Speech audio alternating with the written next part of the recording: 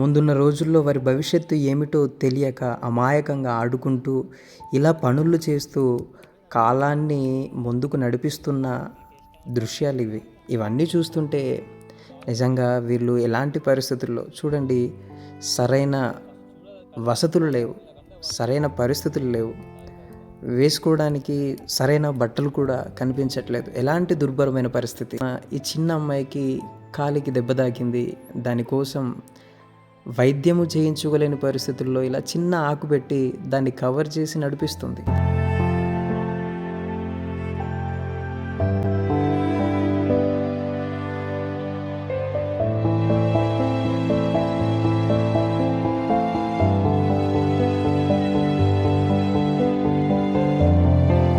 అందరికీ ప్రభు పేరిట నా హృదయపూర్వక వందనాలండి. ఈరోజు మనము తెలంగాణ రాష్ట్రం ములుగు జిల్లా తాడ్వాయి మండలంలో మండల్ తోగు అనే ఒక ట్రైబల్ గ్రామానికి రావడం జరిగింది.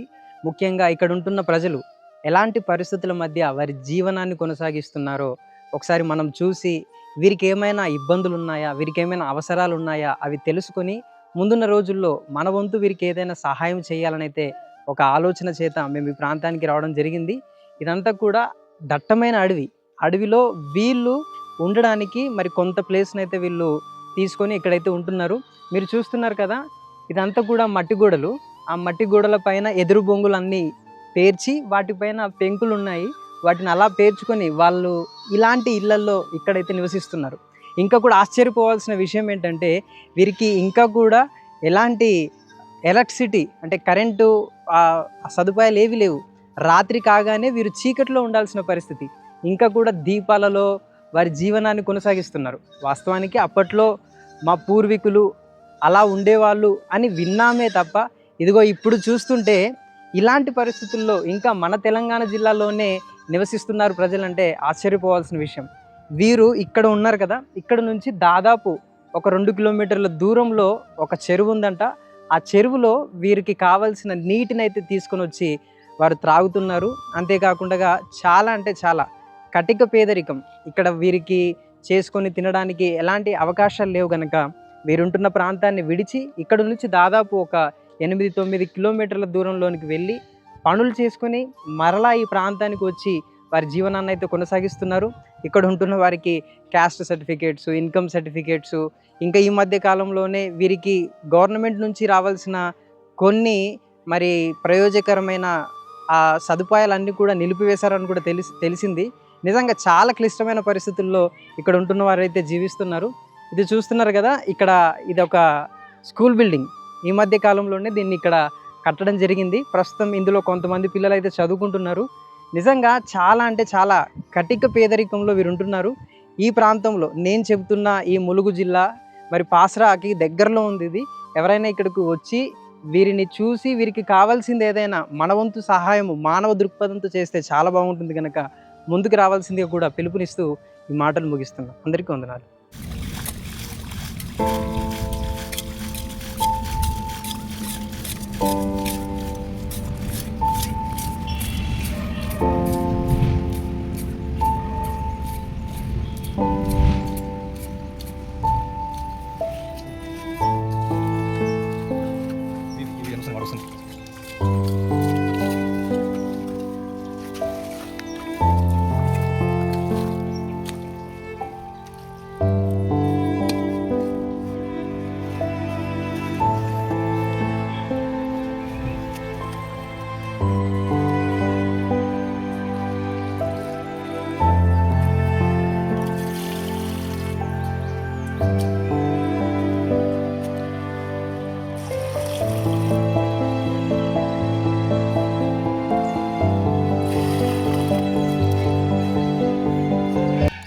ఈ నీళ్ళేనా మీరు తాగేది ఎప్పుడు?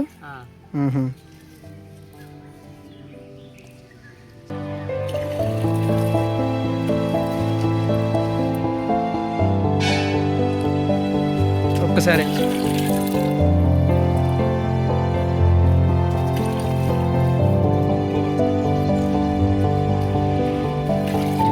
ఇంకా వీళ్ళు ఇలాంటి నీళ్లు తాగుతూ వీరి జీవనాన్ని కొనసాగిస్తున్న పరిస్థితి. నిజానికి ఆలోచిస్తే మనం ఉండే ప్రదేశాల్లో ఒక్క బటన్ కొట్టంగానే నీళ్ళు వచ్చేస్తాయి. కానీ ఇక్కడ చూడండి, వీరి ప్రాంతానికి వచ్చి ఆ నీళ్లు ఊరేంత వరకు వెయిట్ చూసి దాన్ని తీసుకొని వెళ్ళాల్సిన పరిస్థితి.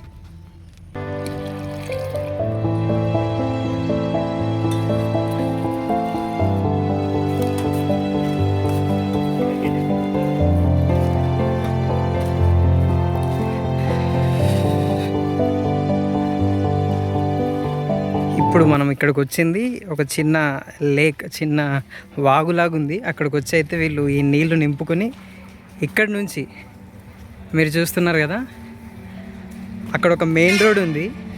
ఆ మెయిన్ రోడ్ దాటి వాళ్ళ కాలనీకి అయితే వెళ్ళాలి వాళ్ళు. ఇది ఇక్కడ పరిస్థితి. ఇదంతా కూడా దట్టమైన అడవి.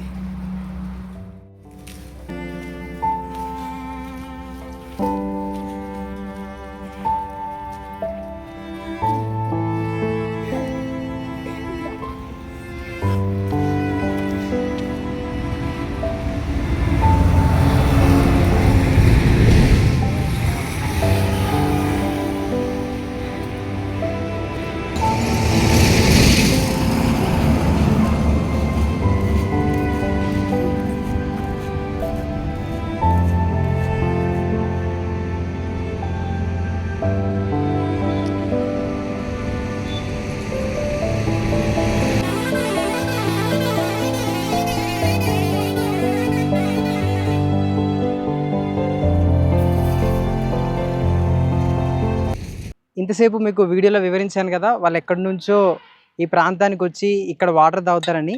అయితే మనం కూడా ఇక్కడ ఉన్న వాళ్ళు ఎలాగైతే నీళ్ళు తాగే ప్రయత్నం చేస్తున్నారో ఆ నీళ్ళని మనం కూడా తాగి చూద్దామనే ఆలోచనతో అయితే చూస్తున్నాను. చూద్దాం ఎలా ఉంటాయో, నేనే ఎలా ఉంటాయో తాగి చెప్తాను మీకు.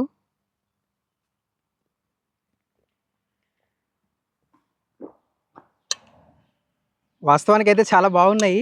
కాకపోతే ఇదంతా చూడండి, మనమైతే మనం ఉండే ప్రాంతాల్లో మనమున్న చోటికి వాటర్ వస్తాయి. కానీ వీళ్ళు మాత్రం ఈ ప్రాంతానికి వచ్చి ఇలా కష్టపడి ఈ నీటినంతా కూడా తీసుకొని తాగే పరిస్థితి. ఇంకా కూడా ఇలాంటి పరిస్థితుల్లో ప్రజలు నివసిస్తున్నారంటే నిజంగా ఆశ్చర్యపోవాల్సిన విషయం. ఎందుకనంటే మనం ఇప్పుడు ఏ టెక్నాలజీ వాడుతున్నామనంటే ఏఐ అని మాట్లాడుతున్నాం. అలాంటి పరిస్థితుల్లో కూడా ఇలా నీళ్లు తాగే వాళ్ళు ఉన్నారు అని అంటే నిజంగా దీన్ని ఏమనుకోవాలో కూడా అర్థం అవ్వట్లేదు. నిజంగా వీరి విషయమై ప్రార్థిద్దాం. అవకాశం ఉన్నవారు ముందుకు వచ్చి సహాయం కూడా చేద్దాం. అందరికీ వందనాలు.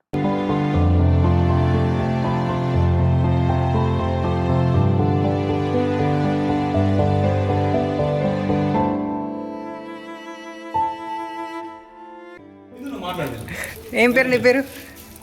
నీ పేరు చెప్పు. నీ పేరు? కళ్యాణ్.